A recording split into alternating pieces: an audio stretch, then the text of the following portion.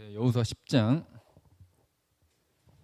1절에서 15절까지 내용입니다. 오늘 제목 같이 읽어볼게요. 자, 시작. 지켜지는 맹세. 네, 두 번째 시간입니다. 지난 시간에 지켜지는 맹세 첫 번째 시간이었죠. 기브온이라고 하는 애들이 찾아왔어요. 여호수아가 지금 새 출발해가지고 가나안 땅을 정복하기 위해서 지금 여리고 정복했죠. 그래서 라합 이야기가 있었죠. 라합의 가족은 구원받는다.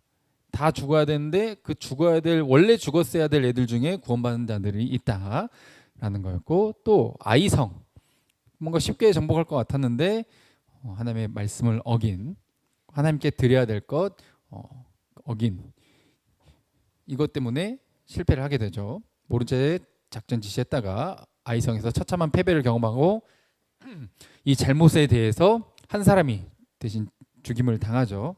대표로 범죄를 한 아간이 죽고 나니까 전체에 대한 하나님의 진노가 풀리게 되고 이제 아이성을 정복을 하게 되었습니다. 그리고 여기 또 모세 율법을 다시 한번 낭독하면서 확신을 받았죠. 그래서 우리가 말씀대로 가면 여기를 차지하고 복을 누리지만 말씀대로 가지 않으면 저주받는 그런 것을 여기서 다시 한번 확인을 한 다음에 기브온이라고 하는 애들이 찾아옵니다. 왜냐면 멀리서 온 척을 하면서 이스라엘과 동맹을 맺기 위해서, 그렇죠? 이게 지난 시간 내용이죠. 먼 나라에서 왔습니다. 그래서 허름하게 입고 막 이제 곰팡이 입힌 거 일부러 음식 가지고 와서 당신들에게 이렇게 바치려고 갖고 왔는데 너무 멀리 왔다 보니까 곰팡이 쓸어버렸네. 죄송합니다. 근데 우리가 당신들과 조약을 맺고 싶다, 동맹을 맺고 싶다, 이렇게 하는 거죠. 사실은 가나안 지역에 사는 원래 하나님이 쓸어버려라, 살려두지 말라고 했던 그런 종족의 하나였지만 그 소문을 듣고 이스라엘 편에 서기 위해서, 하나님 편에 서기 위해서 거짓으로 꾸민 거예요. 그래서 거짓으로 동맹을 얻어냅니다. 약속, 곧 언약을 얻어낸 거죠. 근데 결국 바로 탄로가 납니다. 쳐들어갔는데 얘네들이 있는 거예요. 큰일 났다. 어떤 경험이 있어요? 하나님의 말씀대로 원래 갖다 다 죽이고 살려두지 말고 다 드렸어야 돼. 이게 여리고성이 첫 번째였고 그 대표였잖아요. 근데 여리고 때 다 드리지 못하고 아간이라는 작자가 훔쳐다가 숨겨가지고 아이성에서 패배를 경험했단 말이죠. 근데 속아가지고 지금 하나님이 분명히 진멸하라고 했던, 헤렘이라 그랬죠.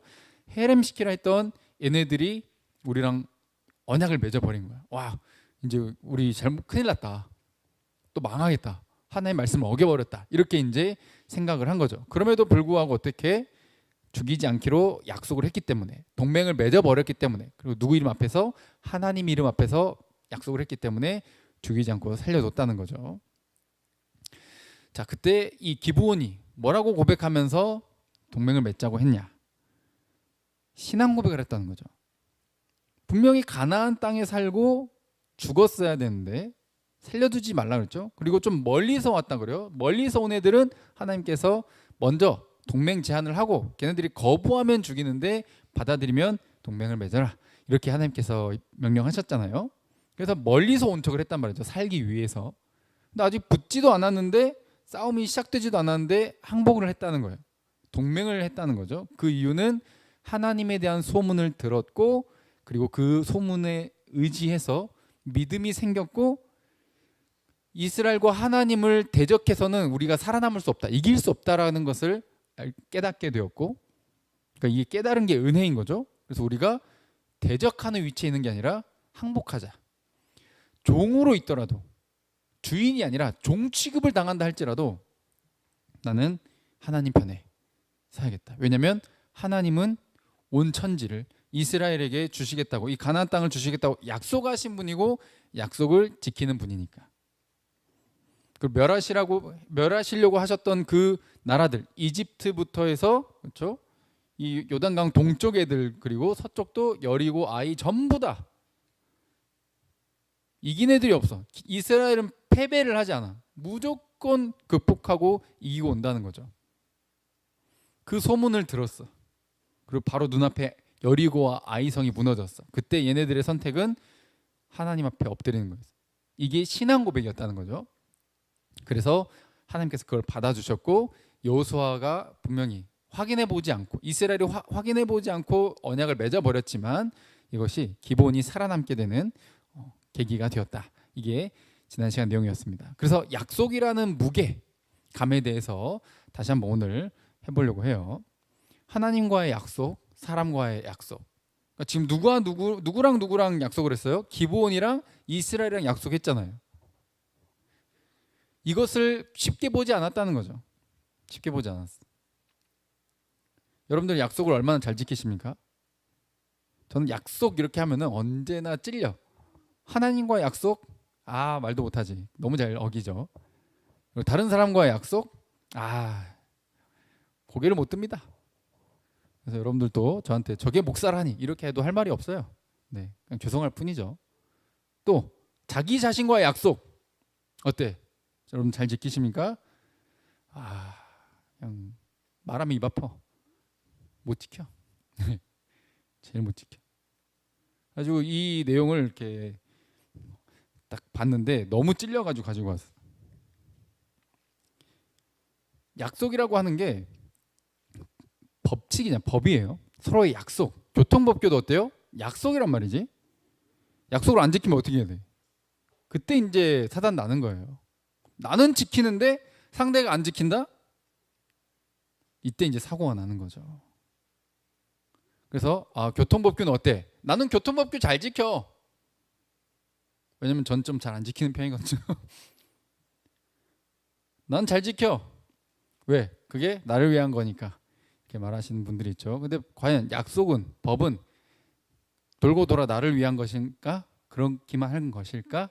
라고 했을 때 상당히 못 그러는 부분들이 많이 있다는 거죠. 특히 시간 약속에 있어서 제가 많이 부끄러운 부분 중에 하나인데 이것을 조금 깨닫고 나서 요즘은 진짜 많이 노력하는 중이에요. 너무 늦지 않으려고 진짜 노력하는 중인데 지각하는 사람들 특징이 했을 때 첫 번째, 일찍 도착하면 손해라고 생각한다. 그게 나야. 이랬어요. 예, 그게 저예요. 예, 그랬죠. 그래서 언제나 늘어지게 있다가 딱 이제 움직여야겠다. 시간을 딱 계산을 해놔. 그래서 딱 움직일 때 엄청 빨리 움직여. 그리고 이동 시간은 어때요? 거의 총알같이 날아가지. 씻는 시간, 옷 입는 시간 이거 타이트하게 계산해. 이렇게 이쯤부터 움직이면 되겠다. 근데 너무 타이트하게 잡아놓는다는 거죠. 그게 나야. 이렇게 또. 자, 3번에. 그래서 근데 어때? 계산한 대로 돼요, 안 돼요? 계산한 대로 된 적이 없어. 도착하면 꼭 늦어. 그래서 심지어 나갈 준비한 동안에 어때? 나갈 준비만 하는 게 아니라 핸드폰도 봤다가 저것도 봤다가 딴 생각도 했다가 딴짓을 계속해. 이것도 나야. 그렇죠? 5번. 그리고 이동하는 때 이동하는 때 변수가 생긴단 말이죠. 저도 전에는 신호 대기하는 시간을 제 변수에 넣지 않습니다. 저는 그랬어요. 예. 왜냐면 그 신호 대기할 시간을 이동 시간으로 줄일 수 있으니까. 예. 그럼 총알같이 날아가는 게 제 스타일이었죠. 그리고 이동 중에 이제 지금 기다리는 사람이 전화하면 안 받아. 받더라도 뭐라 그래? 지금 이제 광양에서 순천 올 때도 이야기하죠. 분명히 이제 집 앞인데 어디라 그래? 항상 성가롤로야. 예, 항상 성가롤로야. 예. 항상 성가롤로지. 왜냐면 그 시간 안에 도착할 거니까. 그런 자신감으로 있으니까. 그래서 10분 정도 늦는 건 뭐예요? 전혀 안 미안해. 안 미안해. 미안함이 없어. 근데 이게 일찍 온 사람한테 굉장히 실례고 배려감이 없다라고 하는 것을 몰라요. 그리고 내 입장에서는 뭐예요? 뭐 이쯤 늦을 수도 있지. 별거 아니야. 이게 배려란 일도 없는, 네, 스스로 배려 있다라고 생각을 하지만 사실은 배려가 없는 모습이라는 거죠. 그리고 상대에 대해서 늦지 않는 것이 저는 되도록 영에 수렴하는, 그러니까 너무 일찍도 너무 늦지도 않게 딱 가는 게 서로가 딱 좋다고 생각을 해요. 너무 일찍 가가지고 너무 일찍 온 사람들은 너무 일찍 오지 않으면 싫어해. 그건 또 약간 또 너무 간 것 같고, 그래서 딱 적당히 서로 약속 시간을 했으면 거기에 맞춰서 움직이는 게 서로에 대한 배려이고 존중이라고 생각이 듭니다. 그리고 이거 뭐 약속 시간은 좀이야 한 5분 10분 늦을 수 있지, 이게 약속에 대한 무게감이 없는 사람들의 특징이다. 상대방을 배려하지 않는 사람의 특징이다 했을 때 이게 저는 너무 찔려가지고 한번 가지고 와봤어요. 이렇게 사소한 것부터 매일 우리가 일상에서 마주하는 것부터 안 지키는데, 그렇죠? 어떤 약속에 있어서 무게감을 느끼기가 쉽지 않다는 거죠.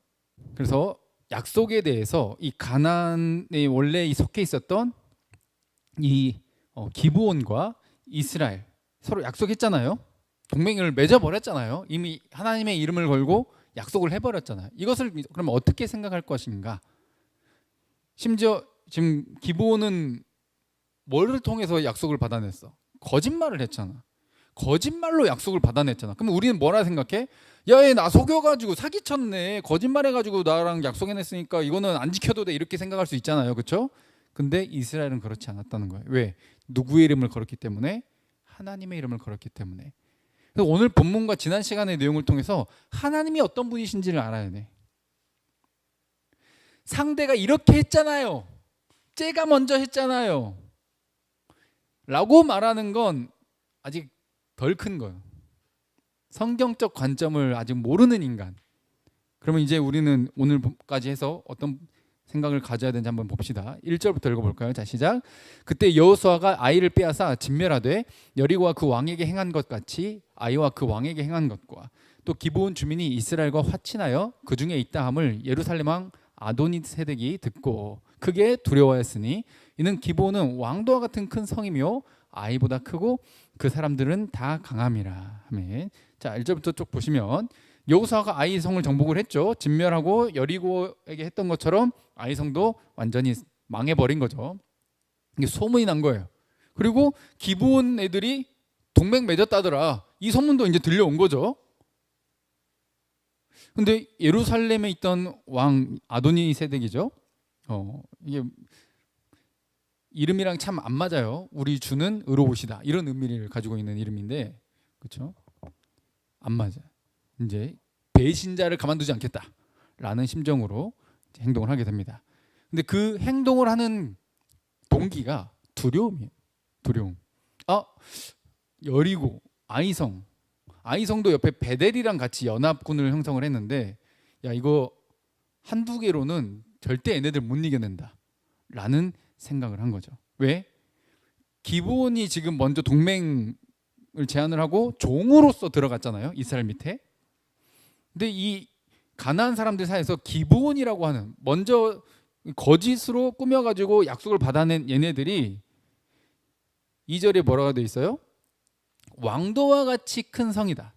즉 이게 로얄 시티다 이렇게 이제 표현하는 건데, 왕이 다스리는 도시, 그러니까 수도권 이런 것처럼 정말 큰 도시인 거죠. 그리고 아이성보다 어디가 더 커요?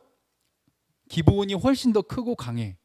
그리고 저 강했다는 표현이 전쟁에 굉장히 능숙하다 이 말이에요. 싸움 잘한다 이 말이죠. 특수부대라고 볼 수 있을 정도의 굉장히 강한 군대를 보유하고 있는 기브온이 먼저 숙이고 항복하고 들어갔다는 거죠. 예루살렘이 봤을 때는 저기 원래 살고 있었던 그 가나안 주민을 말하는 거죠. 저 사람들이 봤을 때는 뭔가 대단해 보였던 애들인데 쟤네들이 항복하고 들어갔어. 와, 그러면 이거 나 혼자는 절대 감당 못한다. 너무 두렵다. 왜냐하면 지금 여기로 진격을 해오고 있으니까. 그렇죠? 그래서 저기 아이보다 크고, 이게 어린아이를 말하는 게 아닙니다. 먼저 점령했던 아이성을 의미를 하는 거예요.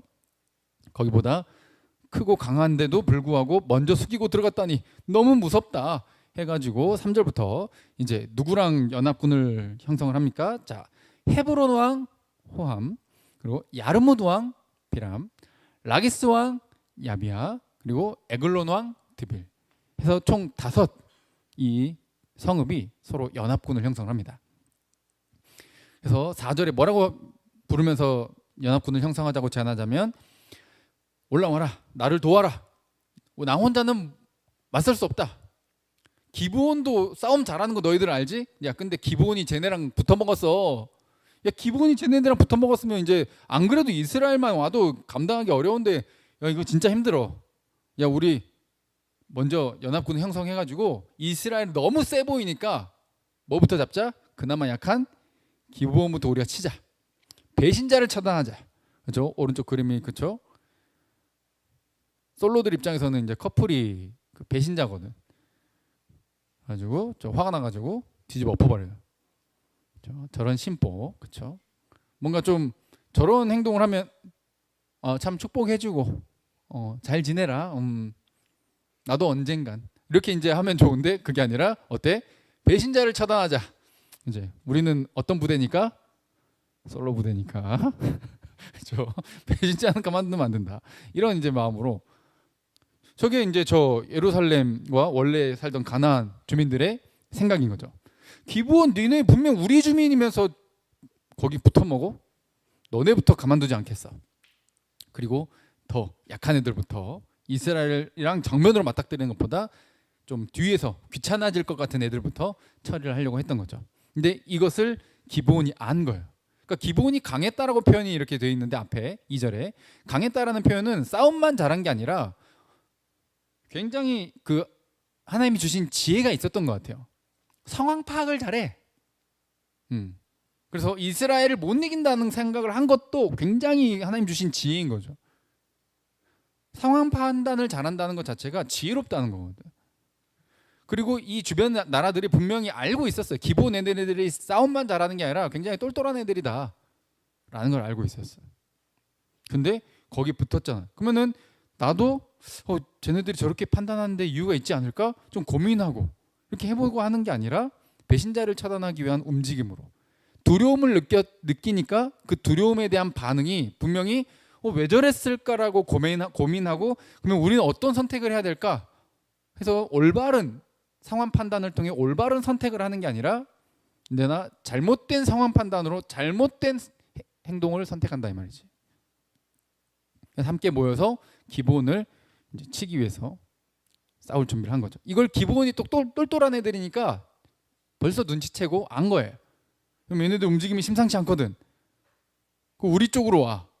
그래서 빨리 누구를 보내? 사람을 보내. 길갈에 사람 보내죠. 왜? 길갈에 누가 있으니까? 지금 이스라엘 백성들이 있으니까 여호수아를 찾아갑니다.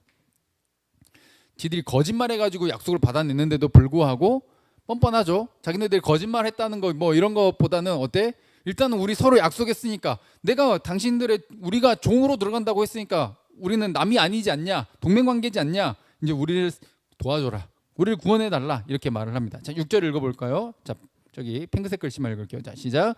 당신의 종들 돕기를 더디하게 마시고 속히 우리에게 올라와 우리를 구하소서. 그렇죠. 산지에 거주하는 얘네들이 다 모여가지고 우리 치려고 지금 준비 중입니다. 빨리 오세요. 이렇게 구원해달라. 구하소서.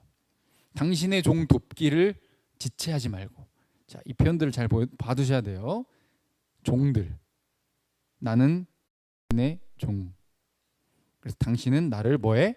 구원해. 이게 하나님과의 우리와의 관계, 예수 그리스도와의 관계, 이게 같이 연결되어 있다라고 하는 것을 볼 수 있어야 된다는 거죠. 그러니까 여호수아가 어떻게 합니까? 야, 니들 거짓말로 했잖아. 거짓말로 약속해놓고 니들 진짜 낯짝도 진짜 철판이네. 그렇게 두껍냐? 뭔 자격 있다고 지금 와가지고 도와달라 그래?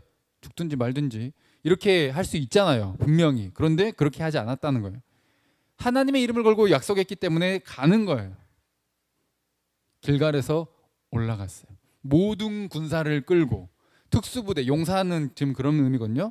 특수부대를 끌고 올라간 거죠. 약속을 지켜. 얘네들이 나를 속였다 할지라도 나는 안 속인다. 안 속이고 나는 뭘 지킨다? 약속을 지킨다. 쟤가 약속을 이상하게 맺었다 할지라도 나는 약속한 건 지킨다. 라는 거죠. 그 행동을 지금 이 전체적인 문맥을 보면 하나님이 잘했다고 인정해 주는 거예요. 자, 8절. 그때 이제 그래 우리가 동맹 맺었으니까 에이 니들 거짓말로 했고 우리가 하나님 말씀 어겨가지고 모르겠다 그래도 약속했으니까 가자 하고 하는데 그때 하나님이 여호수아에게 이렇게 말씀하신 거죠. 인정해 주시는 거예요. 자, 파란 글씨부터. 자, 시작. 여호와께서 여호수아에게 이르시되 그들을 두려워하지 말라. 내가 그들을 네 손에 넘겨주었으니 그들 중에서 한 사람도 너를 당할 자 없으리라 하신지라. 아멘. 하나님께서 가라고 하시죠. 도와주라는 거예요. 기본 도와줘라. 원래 가나안 땅에 들어가서 가나안에 있는 애들을 다 죽이는 게 하나님의 명령이었잖아요. 그러면 되게 웃기죠? 배신했다고 가나안 원래 원주민끼리 서로 싸우는 꼴이잖아요. 멀리서 제3자 입장에서 이스라엘을 쳐다보면 자기네들끼리 싸우잖아요. 지금 배신했다고. 그러면 어부지리 알싸 게이득 하면서 가만히 쳐다보다가 뭐 싸우고 나서 지쳤을 때 가서 쳐도 되는 거잖아요. 그렇죠? 근데 그렇게 하지 않았다는 거예요. 하나님 뭐 해라? 가서 도와주라는 거예요. 아니 하나님이 죽이라고 했던 그 원주민 놈들이잖아요. 우리를 속여가지고 거짓말로 약속 받아냈잖아요. 근데 하나님이 뭐 하래요? 가서 도와주래. 이게 하나님이 할렐루야. 약속한 건 반드시 지켜요. 이스라엘이라고 하는 애들은 그냥 사람이고 그냥 공동체고 한 국가에 불과한 것 같지만 이 이스라엘은 제사장 나라예요. 하나님이 어떤 분인지를 보여줘야 되는 의무를 가지고 있어. 그래서 얘네들이 하는 선택과 행동은 반드시 누구의 뜻에 부합해야 돼요? 하나님의 뜻에 부합해야 돼. 그래서 가라고 하신 거예요. 과정이 어찌됐든 약속을 했어 안 했어? 약속을 했으니까. 약속은 반드시 지켜져야 하니까. 하나님은 그런 분이니까. 따라해 볼까요? 신실하신 하나님. 약속을 반드시 지킨다는 뜻이에요. 그러니 너희도 그러하라는 거죠. 여호수아가 길갈에서 어때요? 이제 이 길갈이 어디였냐 그래서 몇 킬로 이 거리였냐 막 이렇게 학자들끼리 논란이 있지만 아무래도 한 40킬로 정도 였던 것으로 보입니다. 그래서 보통 하루 동안 이동할 수 있는 군사가 이동할 수 있는 거리를 한 20km에서 25km 이렇게 사이로 보는데 한 40km 정도 가까이 됐던 것 같아요. 그래서 쉬지 않고 밤새도록 이동한 거예요. 그만큼 상황이 급박하니까 굉장히 빠르게 이동을 한 거죠. 어떻게 하려고? 이 거짓말로 약속한 얘네들을 돕기 위해서.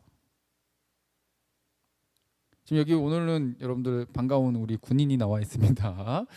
군인들이 알 거예요. 그 이동한다는 게, 행군한다는 게 이게 굉장히 쉽지 않는 일이라는 거를 알 겁니다.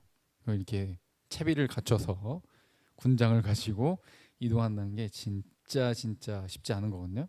근데 우리를 속인 애들을 건지기 위해 밤새 세게나게 고생해가지고 가는 거예요.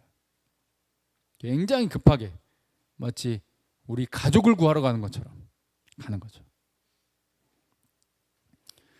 아까 기브온이 이 약속 맺을 때 뭐 했다고 이야기했어요? 하나님께 신앙 고백했다 그랬죠. 기브온이 분명 원주민이지만 원래 죽었어야 될 애들이지만 우리가 지옥 가야 마땅했던 것처럼 죽었어야 마땅한 얘네들이지만 하나님을 인정하고 신앙 고백을 했더니 누가 인정해줘? 부족함에도 불구하고 자격 없음에도 불구하고 하나님이 인정해줘. 여호수아를 보내줘. 뭐 하라고? 구원하라고. 자, 다시 지난 시간에도 말했지만 여호수아는 구약에 예수와 호세아 이렇게 되고 신약에는 어때요? 예수로 번역되는 이름이에요. 성경에 나온 여러 지도자들이 예수 그리스도를 상징하는데 특히 여호수아가 이 가나안 땅을 정복해 가는 것이 우리 남은 싸움을 함께 싸워갈 수 있도록 내 앞서가시는 대장 예수 그리스도를 상징한다는 거예요.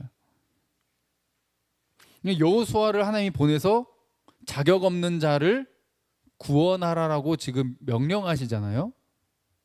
이게 아들 예수 그리스도를 이 땅에 보내서 자격 없는 우리를 매일 약속을 개뿔로 알고 배려심이라는 일도 없고 지 멋대로 자기 좋은 것만 하고 하며 살아가는 나 같은 자를 위해 아들 예수 그리스도를 보내는 거죠. 그럼에도 불구하고 그 믿음을 그 소문을 듣고 신앙을 고백하면 어때요? 하나님이 택함 받은 자로서 그 구원의 혜택을 입게 하신다는 거. 할렐루야. 하나님을 영혼으로서 인정하고 신앙을 고백하게 되는 저와 여러분들 되기를 주님의 이름으로 축복드립니다. 하나님이 택하시고 인정을 해주시는, 자격 없는 자가 인정받는, 죄인이 의인이라고 법정에서 최종 선고를 내리게 되는 은혜를 입게 될 것입니다. 자, 10절부터 또 읽어볼까요? 시작. 여호와께서 그들을 이스라엘 앞에서 패하게 하심으로 여호수아가 그들을 기본에서 크게 살육하고 베드로론에 올라가는 비탈에서 추격하여 아세가와 막게다까지 이르니라. 아멘. 자, 이 번역 조금 아쉽게는 해요. 뭐 의역이라서 아주 틀린 표현은 아닌데, 여호와께서 그들을 이스라엘 앞에서 패하게 하심으로라고 했을 때 이게 좀 직역하면 패하게 하심으로는 아니에요. 뭐냐면 밤새도록 올라가서 갑자기 그들에게 이르니라고 그랬죠. 근데 여기에 어디에도 공격을 시작했단 말이 없어. 무슨 말인지 이해되세요? 공격을 시작하지 않았어. 출현한 거예요. 출현했더니 이스라엘 앞에서 그들이 어떻게 됐다? 저 패하게 하시고가 직역하면 당황하게 하셨다 해요. 혼란스럽게 하셨다 해요.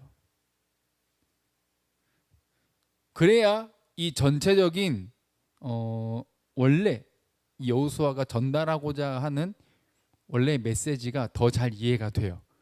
자, 이스라엘이 공격을 시작했다 안 시작했다? 시작 안 했어요. 근데 누가 싸우셨다는 표현이에요 지금? 여호와께서 싸우셨다는 표현이에요.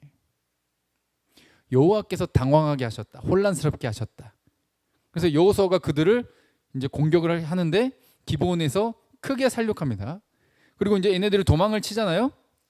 얘네들이 싸우려고 준비를 하고 있다가 당황하고 혼란스러우니까 이 밤에 갑자기 밤새도록 이렇게 빠르게 올 거라고 생각도 못한 거죠. 그러니까 나타난 것만으로도 자기들끼리 막 좌중질환이라 그러죠.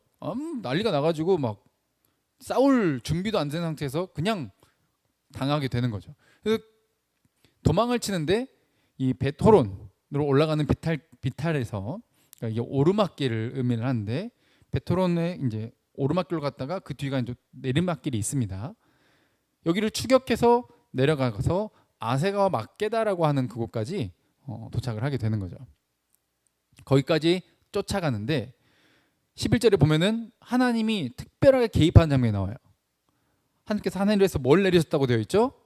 큰 우박덩이. 이것도 직역하면 큰 돌덩이 이렇게 표현도 가능한 건데, 이 지역에 보면은 2006년도에도 보면은 그런 기록이 있대요. 야구공만한 이 우박이 막 쏟아져 내려가지고 90cm 막 이렇게 쌓인 그런 기록이 있대요. 그리고 최근에도 이런 일들이 있는 거죠. 이게 한 우리 양력으로 따졌을 때 한 3월쯤 그런 일들이 있다고 합니다. 그래서 이 우박이 내리게끔 하나님께서 특별하게 개입을 하셨고, 그래서 우박에 맞아가지고 죽는 애들이 어때요? 이 이스라엘이랑 싸워서 죽은 애들보다 훨씬 숫자가 많았대. 11절에. 그래서 처음부터까지 지금 제가 강조한 게 뭐예요? 누가 싸우셨다? 하나님이 싸우셨다는 거예요. 하나님이 하셨다는 거죠. 그러니까 이스라엘은 순종해서 갔을 뿐이야. 물론 하기도 했지. 하기도 했어.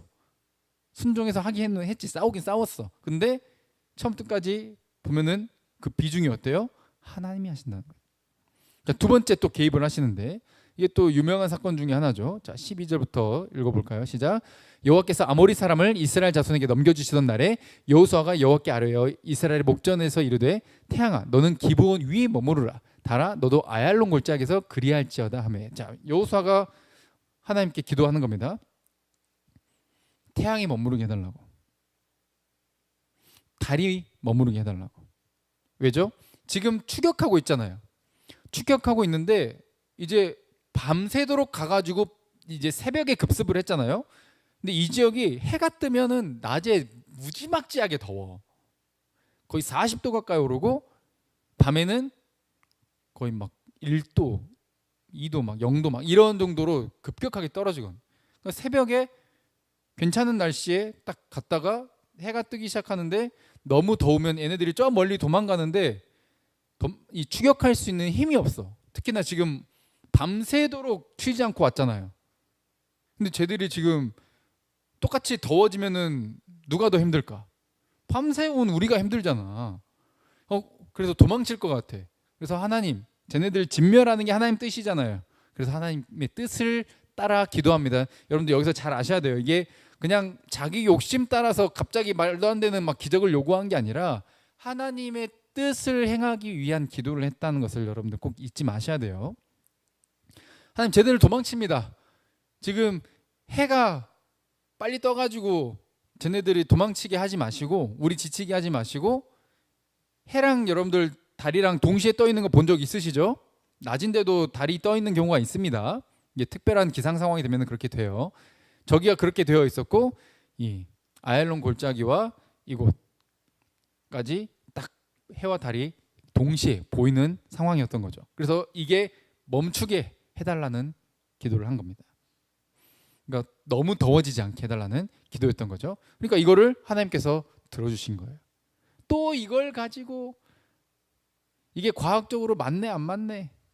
또 옛날에는 막 그런 말이 있었거든요. 뭐 나사에서 뭐 이렇게 계산을 했는데, 우주선을 보내려고 계산을 했는데 뭐 24시간이 비는데 이게 보니까 막 이 내용이 포함이 됐다더라.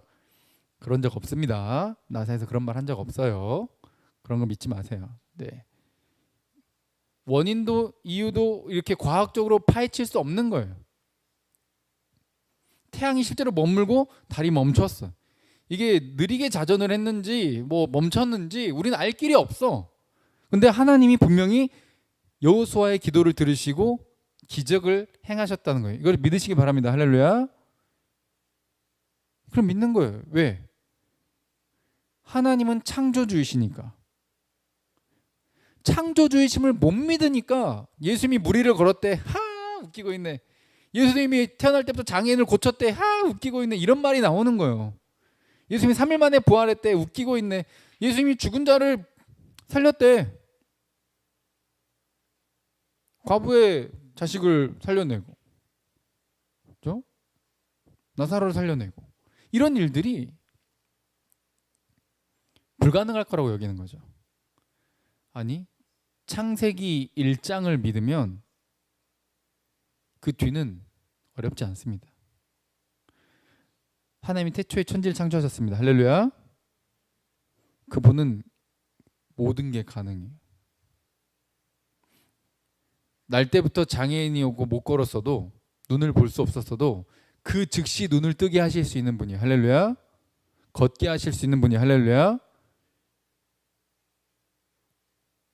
우리도 어느샌가 예수 그리스도를 믿고 전에는 볼 수 없었던 걸 지금 보고 있고, 전에는 할 수 없었던 고백을 지금 하고 있고, 내 삶의 목적이 나를 위한 삶에서 하나님을 위한 삶으로 변화가 되었잖아요. 하나님은 불가능을 가능케 하십니다. 그 하나님을 신뢰하면 되는 거예요. 그 하나님과의 관계가 그래서 중요한 거죠. 진짜 신뢰하는 관계인가, 그분을 정말 신뢰하는가 라는 거죠.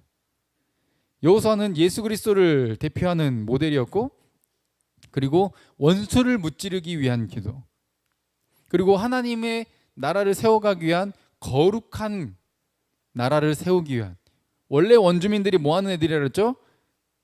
애기를, 갓 태어난 갓난 애기를 몰렉신한테 바친다고 산채로 불 가운데 걷게 하는 애들이잖아요. 자기 잘 먹고 잘 살라고 갓난 애기를 죽이는 애들이 저 가나안 원주민 애들이란 말이에요. 하나님은 그런 문화가 이스라엘에게 이 바이러스가 옮겨붙는 것도 싫었고 그들을 완전히 싹 진멸하라고 하신 거죠. 그런 말도 안 되는 문화를 가지고 있었기 때문에 하나님이 이스라엘이라고 하는 도구를 통해 심판하시는 거예요. 그 뜻에 부합했기 때문에 이런 일들을 특별하게 개입을 하신 거죠. 그러니까 어때요? 여호수아와 이스라엘의 능력만으로는 쟤네들을 완전히 저렇게 진멸할 수 있었어요, 없었어요? 없었다는 거예요. 우박을 내리신 분도, 태양과 달이 멈추게 하신 분도, 저들이 혼란스럽게 된 이유도, 저들이 살아남지 못하고 도망치지 못하게 된 것도 모두 하나님이 하신 거예요. 우리의 삶도 어때요? 하나님을 신뢰하면서 사는 삶은 내 능력이 부족하지만 내가 믿음으로 순종하며 나아갔을 때 하나님 나를 통해 하나님이 살아계심을 보여주신다는 겁니다. 할렐루야. 이걸 신뢰하는 거예요. 그래서 될지 안 될지를 내 머리로 미리 저 미래를 보고 계산해 가지고 하는 게 아니라 하나님의 뜻이라면 가는 거예요.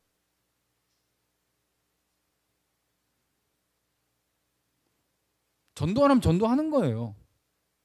가라면 가는 거예요. 멈추라면 멈추는 거예요. 신뢰하니까. 아브라함이 이삭을 바치는 믿음처럼 신뢰의 관계이기 때문에, 이미 그 관계이기 때문에 가능한 것들이라는 것이죠. 그래서 14절에 이 사건에 대해서 이렇게 표현합니다. 여호와께서 사람의 목소리를, 그러니까 어때요? 지금 사람이 요구해가지고 하나님이 미리 계획해가지고 주신 것도 아니고 그 순간 사람이 요구해가지고 자연 현상을 이렇게 바꾼 적이 전무후무하다는 거예요. 자연계가 멈춰버려요. 근데 이렇게 하신 이유는 뭐예요? 이것도 누구의 뜻에 부합했기 때문에? 하나님의 뜻에 부합했기 때문에. 자, 핑크색 글씨 읽어볼까요? 자, 시작. 여호와께서 이스라엘 위하여 싸우셨음이니라. 아멘. 이 하나님이 지금 현재 우리의 하나님, 여러분의 하나님인 줄 믿으시기 바랍니다. 오늘도 여전히 싸우고 계셔요. 예수 그리스도를 통해 사탄 마귀의 그 대장 사탄 놈의 새끼를 십자가에서 머리를 쳐버리셨고, 남은 꼬리가 굉장히 강하죠. 그 남은 꼬리와 싸우는 남은 싸움을 우리와 여전히 함께 하시며 먼저 앞서가시며 우리의 대장이 되셔서 싸우고 계신다는 거예요. 하나님 나라에 들어가는 것, 가나안 땅을 정복하는 거죠. 그러면 무혈입성하는 게 아니라 거기에 있는 원래 악한 것들을 싸워 이겨내고 쫓아내는, 이런 거룩하게 되는, 오염되어 있는 땅을 거룩한 것으로, 어둠의 땅을 빛으로 밝히는 싸움을 해나가야 되는 거예요. 우리도 어때요? 예수 믿고 바로 천국 끝, 이게 아니라 예수 믿고 난 이후에 어때요? 우리 안에 있는 어둠과 죄로 오염된 부분들을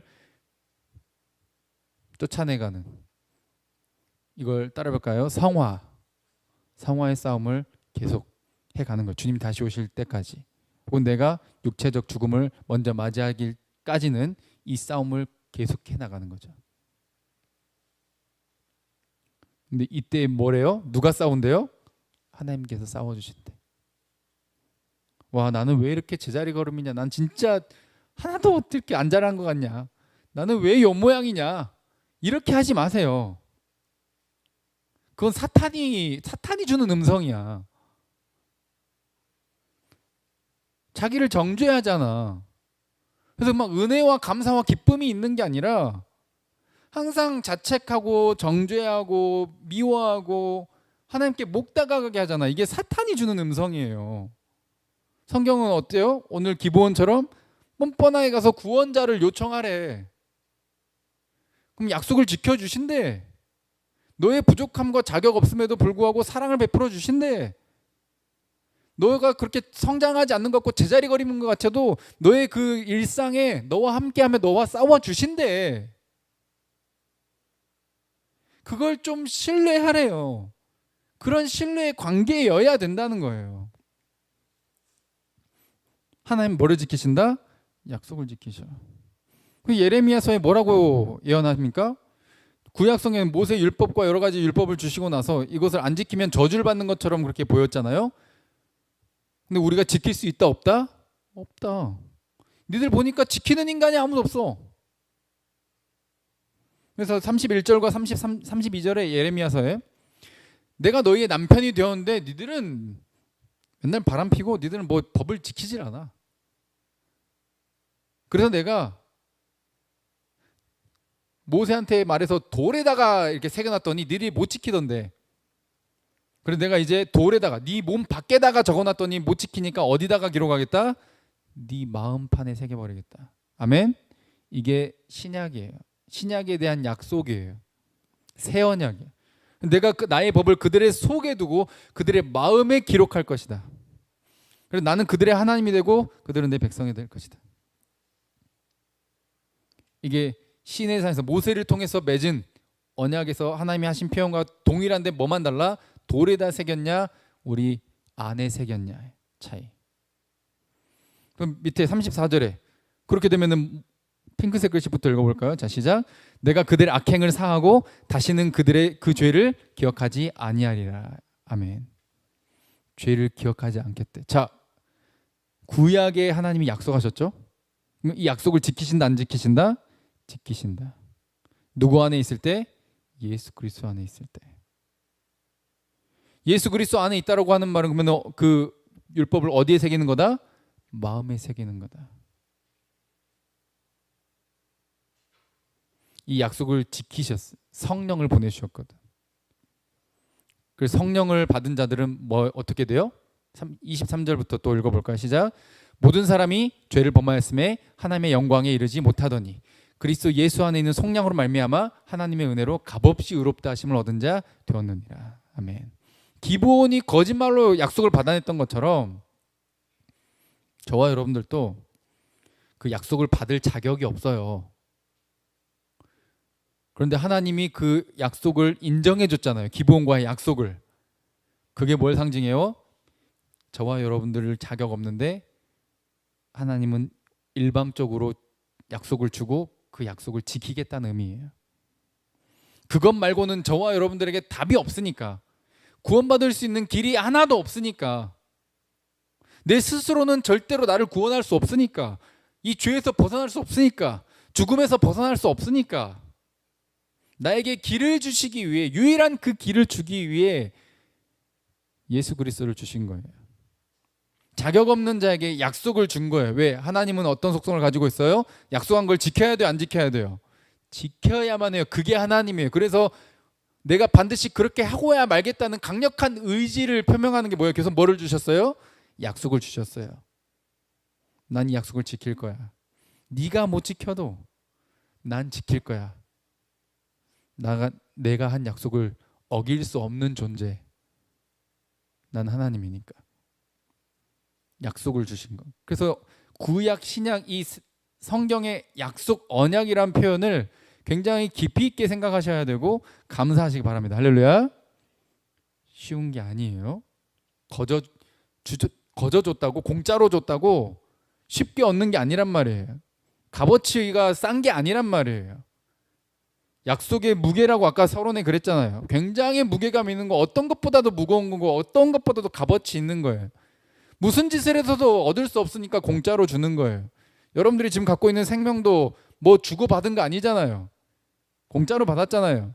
여러분들 갖고 있는 눈, 다리, 어디 내장 기관, 이거 병원에 가서 뭐 하나 고치려면 돈 엄청 듭니다. 근데 어때요? 태어날 때 거저 주잖아요. 마시고 있는 공기 거저 주잖아요. 값어치로 셀 수 없는 건 하나님이 공짜로 주세요. 그런데 성령을 받은 자들은 뭘 깨달아요? 이게 공짜지만 내가 자격 없음을 동시에 깨닫는다는 거예요. 이게 밸런스예요. 그래서 뭐가 느껴져? 감사와 감동이 있는 거예요. 자격 없는 자에게 공짜로 주신 것에 대한 말도 안 되는 깊은 감동이 있는 거예요. 이게 복음이에요. 로마서 8장 15절 읽어볼까요? 자, 시작. 너희는 다시 무소하는 종의 영을 받지 아니하고 양자의 영을 받았으므로 우리가 아빠 아버지라고 부르짖느니라. 아멘. 아빠라고 부를 자격이 없어. 네가 뭔데 하나님한테 아빠라 그래. 네가 뭔데 예수 그리스도 이름으로 기도합니다라고 기도를 하는데. 네 진짜 뻔뻔하다. 근데 그게 뭐예요? 하나님의 뜻이에요. 자, 로마서 8장 15절에 뭐라 했어요? 무서워하는 영이 아니라 뭐라고? 양자의 영을 받았어. 다시 한 번 더. 무서워서 신앙생활하는 게 아니야. 날 지옥 보낼까 봐, 날 버릴까 봐, 내 저주받을까 봐 무서워서 하는 신앙생활을 하는 게 아니라 진짜 하나님과의 관계가 신뢰의 관계고 구원받은 자는 뭐 한다? 양자의 영을 받았다 이 말이에요. 이게 사랑에 기초한 관계예요. 그래서 사랑하면 그 사랑하는 대상이 나랑 관계가 끊어질까봐 무서워가지고 막 뭔가 행동을 하는 게 아니라 내 사랑하는 대상이 저 대상이 속상한 게 싫어. 내가 저 대상을 사랑하면 저 대상을 가슴 아프게 하는 게 싫다고. 이게 하나님이 원하시는 관계고 성경에 맺고자 하는 관계예요. 약속을 주신 이유예요. 근데 구약에서도 그렇고 신약에서도 그렇고 여전히 뭐해? 내가 좀 순종 안 하면 예배도 예배 빠지면 나 시험 떨어지지 않을까? 뭐 벼락이라도 맞지 않을까? 이래가지고 무서워가지고 교회 가서 예배드리고 이러는 게 아니라고. 만약 그런 식으로 이야기한다? 그럼 귀 닫으세요. 잘못된 성경을 가르치고 있는 거니까.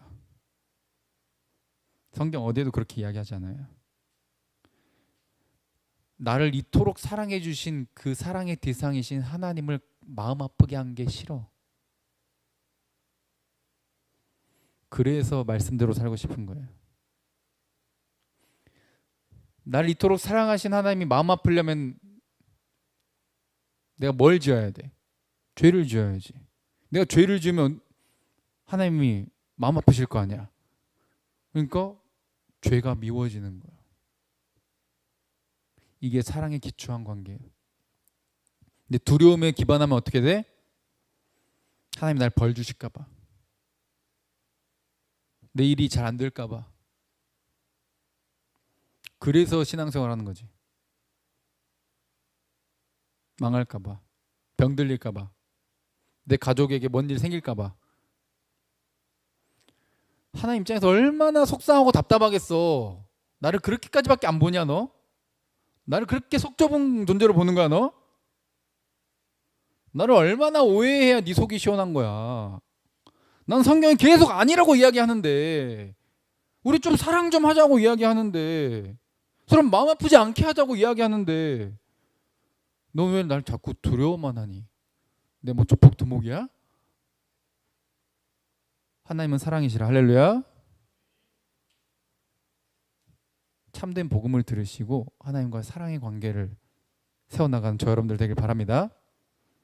그럼 진짜 사랑에 기초에 있는지 두려움에 기초에 있는지 알려면 어떻게 해요? 평소에 부족해도 하나님을 마음 아프게 하는 게 싫기 때문에 포기하지 않고, 그래도 여전히 날 사랑하기 때문에, 날 버리지 않는다는 확신이 있기 때문에, 신뢰 관계이기 때문에 날 포기하지 않을 거라는 걸, 날 도울 거라는 걸, 날 평생에 붙잡고 나와 동행할 걸 믿기 때문에 포기하지 않고 또 시도하는 거, 또 시도하는 거, 또 거룩하기 위해서, 또 죄를 미워하기 위해서, 또 죄를 멀리하기 위해서, 유혹을 뿌려쳐내기 위해서 오늘도 포기하지 않는 거지. 이렇게 거룩한 방향으로 계속 내가 가는가? 그럼 올바른 관계지. 근데 그게 아니라 난 또 못했구나, 난 쓰레기야, 난 못해, 안 되겠다, 나는 그냥 빠이짜이찐 하고 이렇게 스스로 자책만 해, 정죄만 해, 맨날 어둠 속에 그냥 틀어박혀가지고 막 꿍꿍. 이거는 하나님을 너무 오해한 거예요. 하나님의 마음을 더 아프게 하고 있어요.